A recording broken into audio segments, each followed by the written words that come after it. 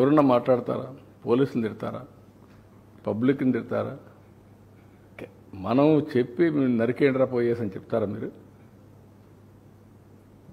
ఏంటి ఇవన్నీ? ఎవరన్నా ఎక్కడన్నా విన్నారా మీరు?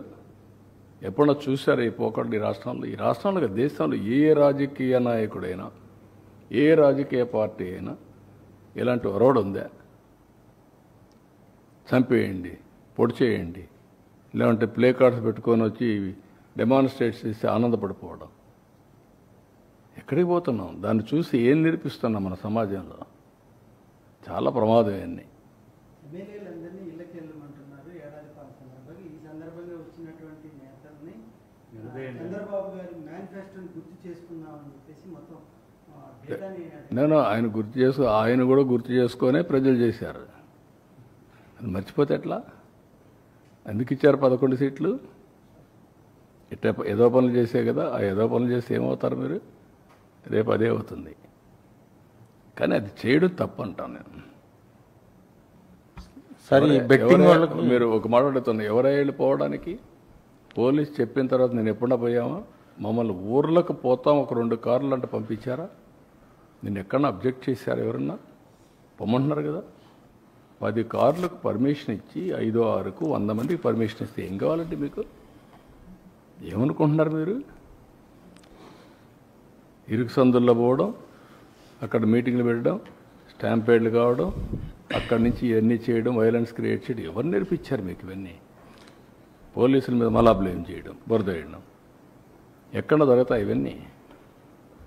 కొంచెం ఒక పద్ధతి, ఒక ప్రొసీజర్, ఒక హుందాతనం ఉండాలి నాయకులకి.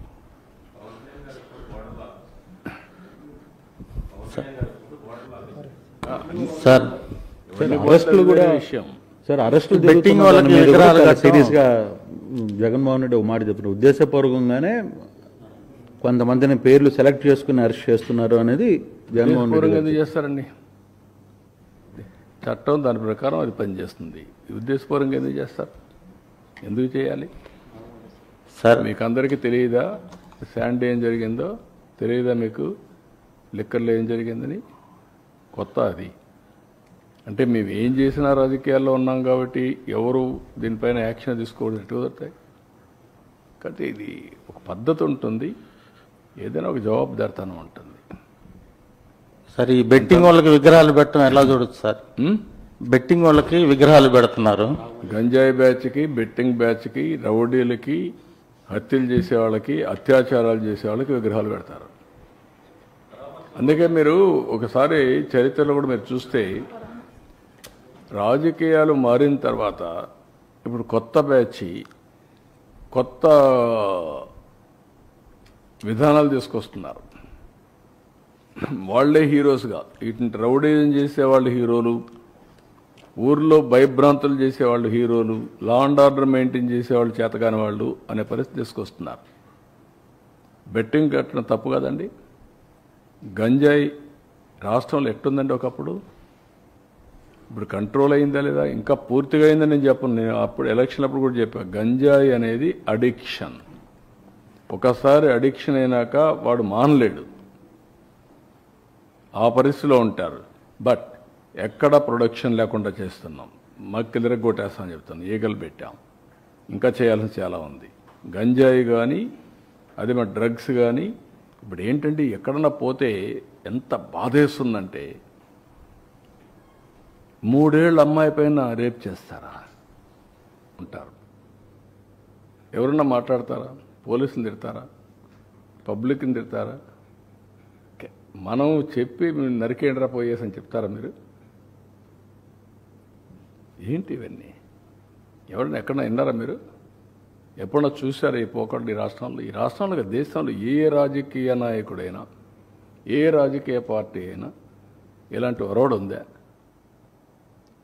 చంపేయండి, పొడి చేయండి, లేదంటే ప్లే కార్డ్స్ పెట్టుకొని వచ్చి డెమాన్స్ట్రేట్ చేసి ఆనందపడిపోవడం. ఎక్కడికి పోతున్నాం? దాన్ని చూసి ఏం నేర్పిస్తున్నాం మన సమాజంలో? చాలా ప్రమాదం ఇవన్నీ.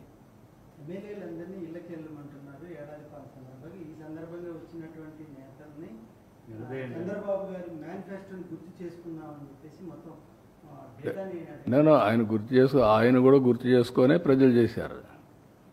అది మర్చిపోతే ఎట్లా? ఎందుకు ఇచ్చారు 11 సీట్లు? ఇట్లా ఏదో పనులు చేసే కదా. ఆ ఏదో పనులు చేస్తే ఏమవుతారు మీరు? రేపు అదే అవుతుంది. కానీ అది చేయడం తప్పు అంటాను నేను. సార్ ఈ బెట్టింగ్ వాళ్ళకి మీరు ఒక మాట అడుగుతున్నా, ఎవరై వెళ్ళిపోవడానికి? పోలీస్ చెప్పిన తర్వాత నేను ఎప్పుడన్నా పోయామా? మమ్మల్ని ఊర్లకు పోతాం ఒక 2 కార్లు అంటే పంపించారా? నేను ఎక్కడన్నా అబ్జెక్ట్ చేశారా? ఎవరన్నా పొమ్మంటున్నారు కదా. 10 కార్లకు పర్మిషన్ ఇచ్చి 5, 6కు 100 మందికి పర్మిషన్ ఇస్తే ఏం కావాలంటే మీకు? ఏమనుకుంటున్నారు మీరు? ఇరుకు సందుల్లో పోవడం, అక్కడ మీటింగ్లు పెట్టడం, స్టాంపేడ్లు కావడం, అక్కడి నుంచి ఇవన్నీ చేయడం, వైలెన్స్ క్రియేట్ చేయడం ఎవరు నేర్పించారు మీకు ఇవన్నీ? పోలీసుల మీద మళ్ళా బ్లేమ్ చేయడం, బురద వేయడం ఎక్కడ దొరుకుతాయి ఇవన్నీ? కొంచెం ఒక పద్ధతి, ఒక ప్రొసీజర్, ఒక హోందాతనం ఉండాలి నాయకులకి.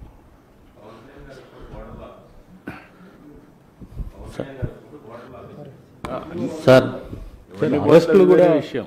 సార్ అరెస్టులు బెట్టింగ్ వాళ్ళకి విగ్రహాలు కట్టడం- సీరియస్ గా జగన్మోహన్ రెడ్డి ఒక మాట చెప్పిన ఉద్దేశపూర్వకంగానే కొంతమందిని పేర్లు సెలెక్ట్ చేసుకుని అరెస్ట్ చేస్తున్నారు అనేది జగన్మోహన్ రెడ్డి ఉద్దేశపూర్వకంగా గారు ఎందుకు చేస్తారండి? చట్టం దాని ప్రకారం అది పనిచేస్తుంది. ఉద్దేశపూర్వకంగా ఎందుకు చేస్తారు? ఎందుకు చేయాలి? సార్ మీకు అందరికీ తెలియదా శాండీ ఏం జరిగిందో? తెలియదా మీకు లిక్కర్లో ఏం జరిగిందని? కొత్త అది అంటే మేము ఏం చేసినా రాజకీయాల్లో ఉన్నాం కాబట్టి ఎవరు దీనిపైన యాక్షన్ తీసుకోవడం ఎటు కుదురుతాయి? కాబట్టి ఇది ఒక పద్ధతి ఉంటుంది, ఏదైనా ఒక జవాబుదారితనం ఉంటుంది. సార్ ఈ బెట్టింగ్ వాళ్ళకి విగ్రహాలు పెట్టడం ఎలా చూడొచ్చు సార్? బెట్టింగ్ వాళ్ళకి విగ్రహాలు పెడుతున్నారు. గంజాయి బ్యాచ్కి, బెట్టింగ్ బ్యాచ్కి, రౌడీలకి, హత్యలు చేసే వాళ్ళకి, అత్యాచారాలు చేసే వాళ్ళకి విగ్రహాలు పెడతారు. అందుకే మీరు ఒకసారి చరిత్రలో కూడా మీరు చూస్తే రాజకీయాలు మారిన తర్వాత ఇప్పుడు కొత్త బ్యాచ్ కొత్త విధానాలు తీసుకొస్తున్నారు.